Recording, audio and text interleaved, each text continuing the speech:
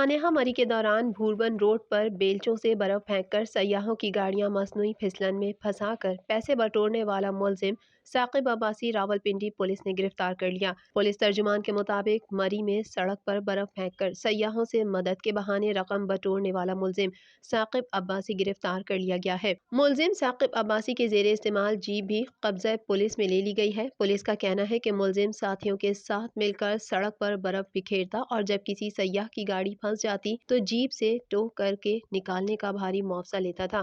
سیاحوں کی شکایات سامنے آنے پر سی پی او ساجد کیانی نے نوٹس لیتے ہوئے ملزمان کی گرفتاری کا حکم دیا تھا۔ سی پی او ساجد کیانی کا کہنا تھا کہ ملزم کے دیگر ساتھیوں اور سہولت کاروں کو بھی گرفتار کیا جائے گا۔ سیاحوں کی مجبوری کا فائدہ اٹھانے والے قانون کی گرفت سے نہیں بچیں گے۔ سانحہ مری کے بعد سیاحوں سے ناجائز منافع کمانے والے ہوٹلوں کے خلاف پنجاب حکومت اور ضلع انتظامیہ حرکت میں آ گئی۔ حکام کے مطابق چند دنوں قبل پیش آئے سانحہ مری کے بعد ناجائز منافع خوروں کے خلاف ایکشن لیتے ہوئے پنجاب حکومت اور ضلع انتظامیہ نے ہوٹلوں کو سیل کرنا شروع کر دیا ہے۔ مری کے ہوٹلوں میں سیاحوں سے اوور چارجنگ کی شکایات پر اب تک 15 ہوٹلز سیل کیے جا چکے ہیں۔